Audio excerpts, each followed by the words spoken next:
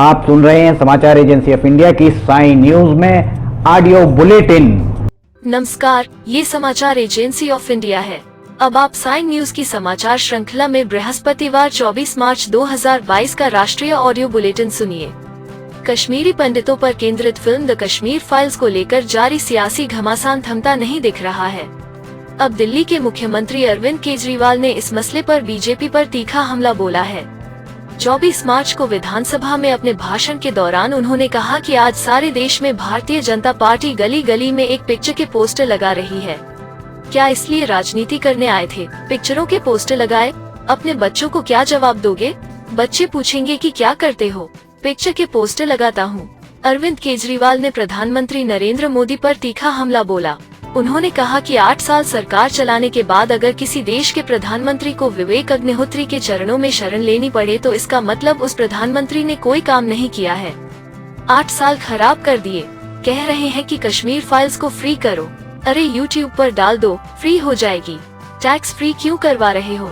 इतना ही शौक है तो विवेक अग्निहोत्री यूट्यूब पर डाल दे, सारे जने देख लेंगे एक ही दिन के अंदर। कश्मीरी पंडितों के नाम पर कुछ लोग करोड़ों करोड़ कमा रहे हैं और तुम लोगों को पोस्टर लगाने का काम दे दिया। आंखें खोलो। जम्मू कश्मीर की पूर्व सीएम और पीटीपी अध्यक्ष Mehbooba Mufti film the Kashmir files को लेकर भाजपा पर लगातार तंज कस रही हैं। बुधवार को महबूबा ने कहा कि जनता की बुनियादी दिक्कतों को दूर करने के बजाय भगवा पार्टी खुलेआम देश में अलगाव का माहौल बनाने में लगी है। भाजपा क्या जाने कश्मीरी पंडित क्या होता है। वे कश्मीरी पंडितों के दुख को हथियार बनाकर नफरत फैलाना चाहते हैं। महबूबा मुफ्ती ने यह भी कहा कि जम्मू कश्मीर में हर एक को अत्याचारों का सामना करना पड़ा। जिस तरह से बीजेपी और PM Modi film the Kashmir files का प्रमोशन कर रहे हैं, उसी तरह अगर पिछले 8 साल में कश्मीरी पंडितों के लिए कुछ किया होता तो आज उनकी हालत कुछ और होती। उत्तर प्रदेश में विधायक दल का नेता चुने जाने के बाद योगी आदित्यनाथ ने सभी का आभार जताते हुए भावुक हो गए। भरे गले से कहा कि यूपी के इतिहास में पहली बार कोई मुख्यमंत्री 5 साल तक कार्य करने के बाद दोबारा सत्ता में आ रहा है। यह प्रधानमंत्री नरेंद्र मोदी के मार्गदर्शन के कारण ही संभव हुआ है। उन्होंने कहा कि यूपी को नंबर 1 बनाने के पीएम मोदी के सपने को पूरा करना है। पीएम मोदी यूपी के काशी से देश का प्रतिनिधित्व करते हैं। उनका संरक्षण हमेशा हमें प्राप्त होता है। यह हमारा सौभाग्य है कि उनका आशीर्वाद हमें लगातार मिल रहा है। योगी ने कहा कि सत्ता प्राप्त करना बड़ी जिम्मेदारी भी है। अब हमारी प्रतिस्पर्धा स्वयं से होगी। पहले कुशासन से सुशासन की स्पर्धा थी, अब सुशासन को लोगों तक कैसे पहुंचाना है, इस पर काम करना है। ये समाचार एजेंसी ऑफ इंडिया है। आप सुन रहे हैं साई न्यूज की समाचार श्रृंखला में बृहस्पतिवार 24 मार्च 2022 का राष्ट्रीय ऑडियो बुलेटिन। पश्चिम बंगाल में बीरभूम हिंसा पर सियासत तेज हो गई है। घटना पर अब एआईएमआईएम के अध्यक्ष असदुद्दीन ओवैसी का बयान सामने आया है। ओवैसी ने कहा कि बंगाल सरकार हिंसा रोकने में फेल हो गई है। इसके साथ साथ ओवैसी ने कहा कि राजनीतिक पार्टियों पर भी निशाना साधा। ओवैसी ने कहा कि राजनीतिक पार्टियां वोट तो ले लेती लेकिन उनको न शिक्षा और न कलम देती बल्कि उनके हाथों में बम थमा देती है। ओवैसी ने कहा, बीरभूम में जो कुछ भी हुआ वो दिखाता है कि सरकार मुसलमानों को अपने पैदल सैनिकों के रूप में इस्तेमाल कर रही है। एक ही राजनीतिक दल के 2 समूह हिंसा कर रहे हैं जहां बच्चों सहित कई लोग मारे गए हैं। राज्य सरकार बंगाल में हिंसा को नियंत्रित करने में विफल रही है। कर्नाटक के एक मंत्री ने गुरुवार को विधानसभा में यह कहकर बड़ा विवाद छेड़ दिया कि देश के सभी मुस्लिम और ईसाई एक दिन खुद को राष्ट्रीय स्वयंसेवक संघ (आरएसएस) से जोड़ लेंगे। इस पर स्पीकर ने भी सहमति जताई और कांग्रेसी विधायकों से कहा कि भविष्य में किसी दिन हमारे देश में यहाँ तक कि आप भी कहना होगा हमारा आरएसएस। इस बयान के बाद विधानसभा में कांग्रेसी विधायकों ने नाराजगी व्यक्त की। कर्नाटक के ग्रामीण विकास मंत्री के.एस. ईश्वरप्पा ने सदन में कानून व्यवस्था पर चर्चा के दौरान यह बयान देकर विवाद खड़ा कर दिया कि एक दिन देश के सभी मुस्लिम और ईसाई खुद को आरएसएस से जोड़ देंगे। सुप्रीम कोर्ट की ओर महाराष्ट्र की उद्धव ठाकरे सरकार को तगड़ा झटका लगा है। सुप्रीम कोर्ट ने गुरुवार को मुंबई के पूर्व पुलिस आयुक्त परमबीर सिंह के खिलाफ मिसकंडक्ट और भ्रष्टाचार के आरोपों की जांच सीबीआई को स्थानांतरित कर दी है।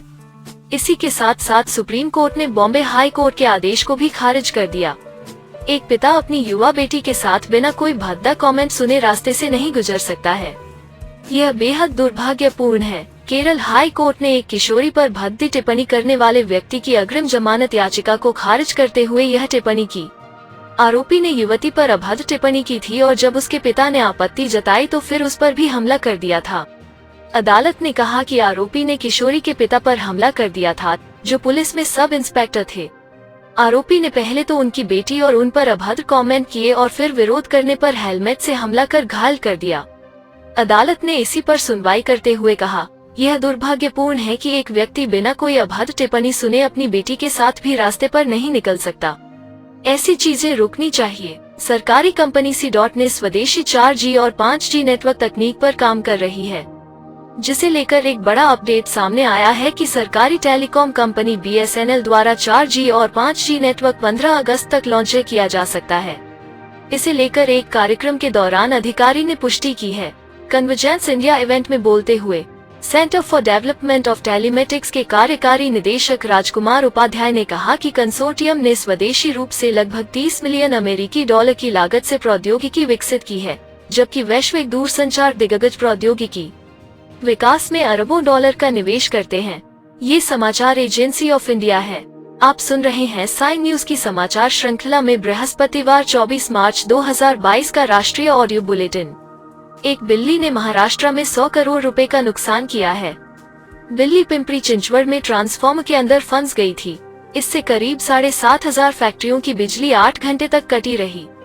बिजली की झटके से बिल्ली की मौत हो गई थी, लेकिन इसे बाहर निकालने में अधिकारियों के पसीने छूट गए। कर्नाटक में मंदिरों के बाहर लगे पोस्टर्स में मुस्लिमों से ठेले, दुकान या स्टॉल न लगाने की बात लिखी है। मंदिर कमेटियों का कहना है कि ऐसा कोई आदेश उन्होंने नहीं दिया है। पुलिस ने कहा है कि माहौल बिगाड़ने की कोशिश करने वालों की तलाश जारी है।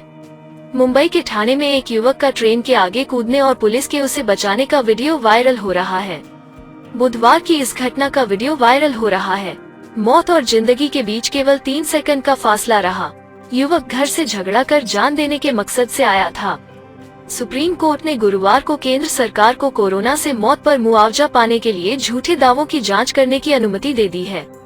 केंद्र ने याचिका दायर कर नकली दावों के सत्यापन के लिए सैंपल सर्वे की मांग की थी। कोर्ट ने कहा कि केंद्र सरकार 4 राज्यों आंध्र प्रदेश, महाराष्ट्र, गुजरात और केरल में 5% दावों की जांच कर सकती है। माना जा रहा है कि इन चारों राज्यों में दावों और दर्ज की गई मौतों के बीच एक बड़ा अंतर है। इसके अलावा सुप्रीम कोर्ट ने कोरोना से मौत के मुआवजे का दावा करने की समय सीमा भी तय कर दी है। अब 28 मार्च तक होने वाली मौत के मुआवजे का दावा करने के लिए 60 दिन और भविष्य में होने वाली मौत का मुआवजा पाने के लिए 90 दिन का समय दिया गया है। आप सुन रहे थे समाचार एजेंसी ऑफ इंडिया की साइन न्यूज में बृहस्पतिवार 24 मार्च 2022 का राष्ट्रीय ऑडियो बुलेटिन। शुक्रवार 25 मार्च 2022 को एक बार फिर हम ऑडियो बुलेटिन लेकर हाजिर होंगे। इसके साथ ही साइन न्यूज में ज्वलंत विषयों पर लिमटी की लालटेन रोजाना रात को प्राइम टाइम में 8 बजे देखना न भूलें। यदि आपको ये ऑडियो बुलेटिन पसंद आ रहे हो तो आप इन्हें लाइक, शेयर और सब्सक्राइब जरूर करें। अभी आपसे अनुमति लेते हैं। जय हिंद।